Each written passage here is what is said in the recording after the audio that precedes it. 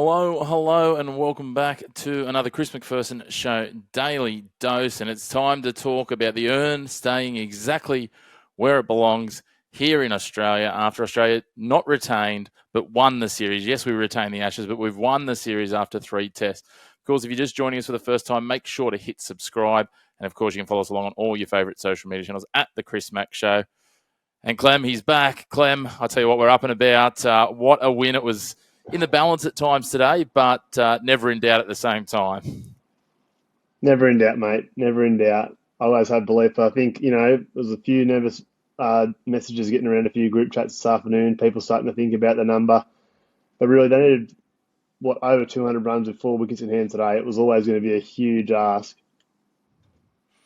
It certainly was. I think credit where credit's due. They got it down to 82 in the end. And look, there was some opportunities for England, but as you say, they never quite got to the point where it was advantage England. Just enough that, I think in one of our group chats, one of the boys was throwing in there, Edgbaston, flashbacks and a few of these sorts of things. It got nervy. It never got to a point where I think anyone of English blood was genuinely confident. But again, Marnus Labuschagne and those safe hands that have absolutely been on fire came to the fore, as did our pace bowlers once that new ball came in. Yes, so Marnus Labuschagne, he took 4 of the most important catches of his career, including 2 of the best catches of his career today. That was incredible. Probably took a bit of the shine off the consistency of the bowlers to stick to their lines and earn the wickets. But incredible show all round of just finish it off when it started to get a bit nervy at the end. It certainly did get nervy. I think, as I said, hats off to Jamie Smith and Will Jacks for what they did. But I think Smith probably, got a bit excited and a rush of blood undid him. But at the end of the day, the big thing is for the Aussies, not only did they win this, it wraps up a 3-0 win with, 2 matches to go. But you go through some of the records. It's not the fastest ever Ashes win. That goes back to 1921 when they won it in 8 days, which is just absolutely wild when you think about it.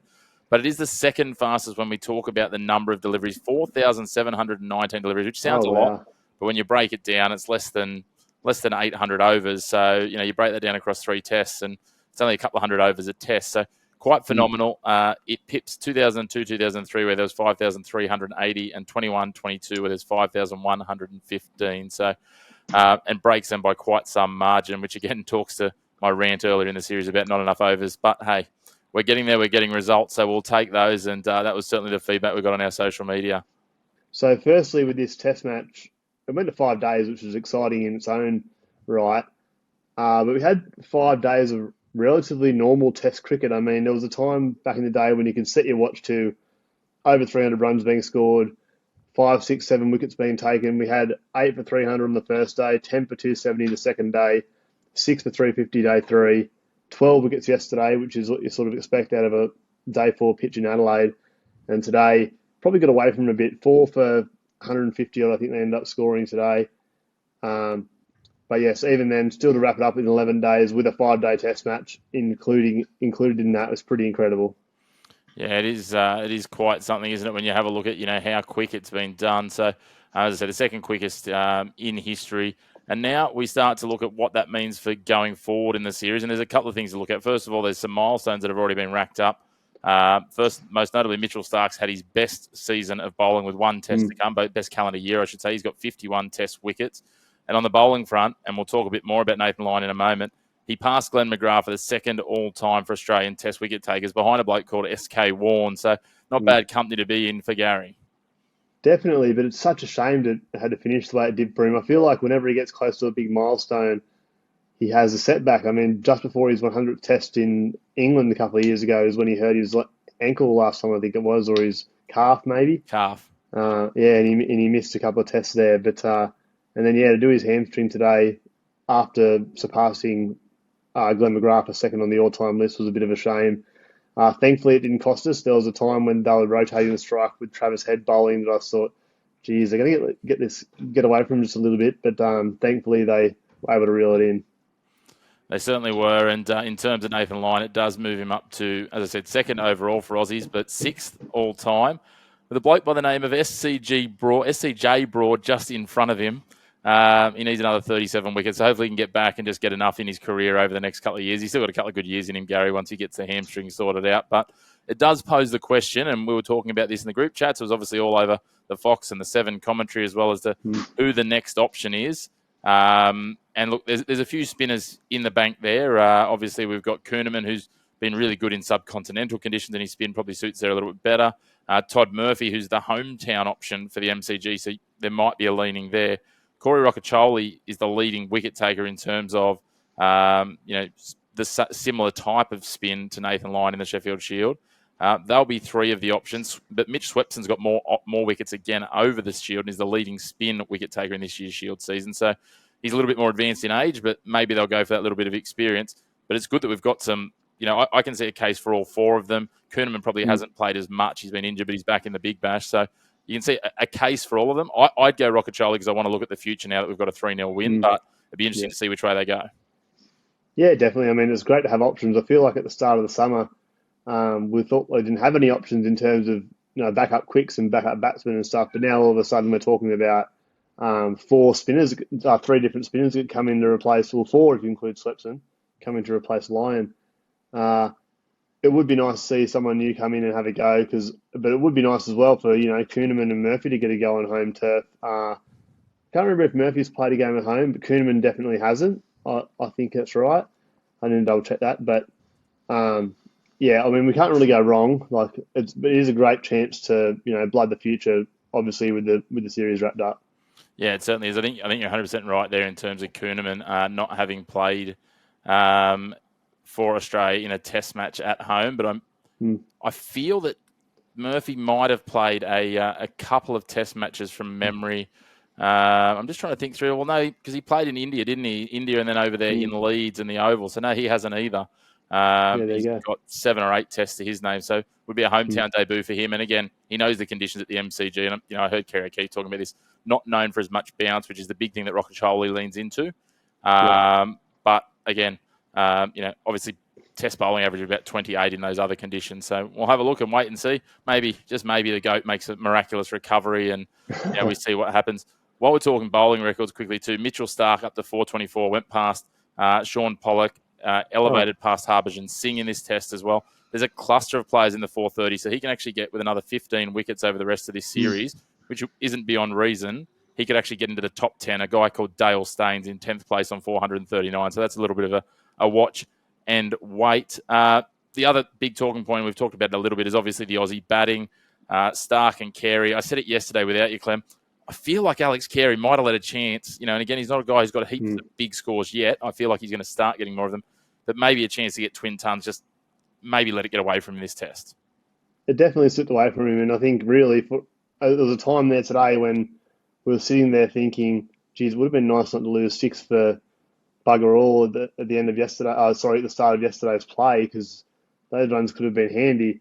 But a lot will be made of an extra 34 runs that Carey was given in the first innings. That I'm not going to go into the ins and outs of that. We still win by 48, Clem. It's okay. Well, that's what I'm saying. So, but if England are going to look outwards, they need to look inwards as well. They dropped Usman Khawaja, and that cost them close to 80 runs. And they dropped Travis Head, that cost them 71 runs. So combined about 150 runs they left on the floor.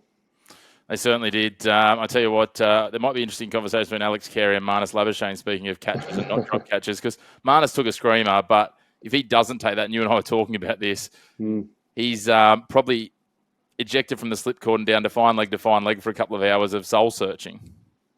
Definitely. It was Carey's catch every day of the week. I mean, it's not often that a first slip goes left and to a right-hander.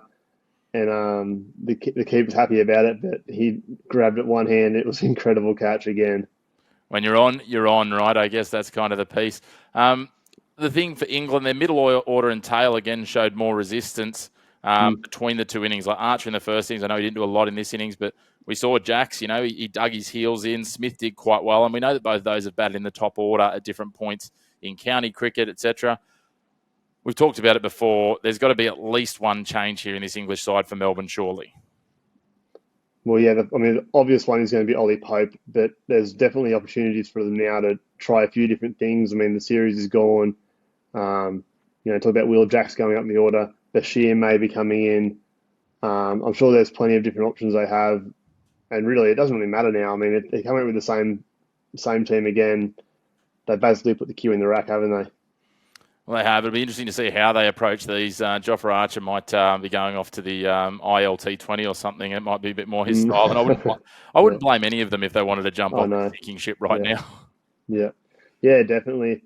I think just on bowlers for the Aussies, it's a massive effort for them to come out on day 5 today after they spent most of day 2 in the field, the hottest day of the test and likely the hottest day of the whole series.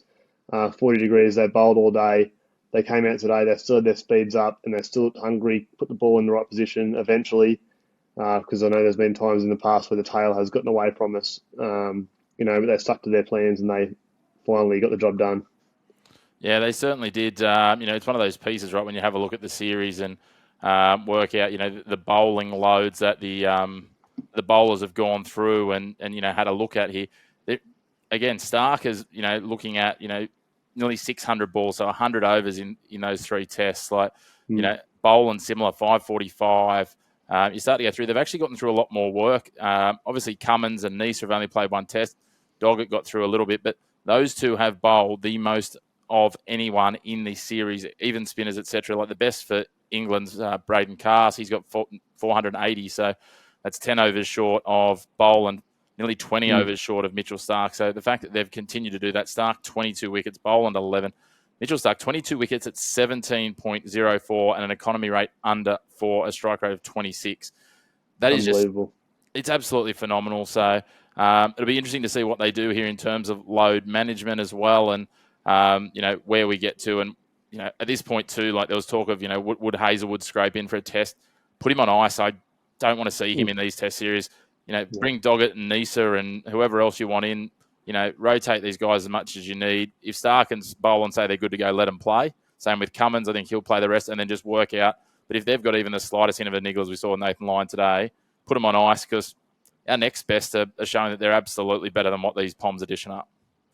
Yeah, definitely. I think we have a bowling stable now that's sort of popped up out of nowhere, and everyone's keen for the baggy green and happy to step in and do their job when they need to. So, we're not short of options now, and when you're the winning team, um, everyone everyone's got their tails up, and they're happy to come in and do their job. Yeah, well, I can't wait to see what comes over the next 2 tests. I've actually got a really Mm. rogue thought that's just come to me about what we could do in Sydney. We could actually rest some bowlers, let Cameron Green bowl as a bowler who bats a bit at 8, and bring in Oh, Bo yeah, Webster at 7 for a bit of another spin option. And it's just like, we'll just take the mickey out of them. yeah, yeah. Wouldn't that be nice? I mean, just kicking them while they're down. I mean, they couldn't be more dead than they are. They had a little bit of a glimmer of hope today, but it was always going to be a long shot. Well, as they say for the English, it's the hope that kills you. But Exactly right. it's been wrapped up for the Ashes. It all belongs here in Australia. It will stay here in Australia until we next tour the English. 2 tests to come, though. We can't wait to see what comes of those, Clem. I tell you what, I'm up and about. There's some big bash tonight. It can't start soon enough. Can they get that started at 4 p.m.? I'm ready to go. Yeah. You never have too much cricket, but as always, great to have you on the show, mate, and look forward to talking to you again in the lead up and around the Boxing Day test soon. No, thanks, mate. Thanks a lot for having me. Yeah, still plenty of cricket going on. The Big Bash, obviously, every night there's been some crazy games. The other night, Renshaw and Wildermuth getting 100 each.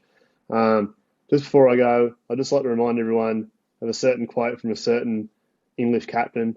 We will live forever in the memory of those lucky enough to see us play cricket. And don't worry, Ben, we will not. I will never forget this series. I'll tell you that right now. We certainly won't. Ollie Pope will live in infamy forever, that is for sure. But we will wait and see what comes of the Boxing Day test. A big thank you to you all for tuning in. As always, make sure to hit subscribe down below. Follow along on the socials, Instagram, TikTok, X, Facebook. We're across all of them.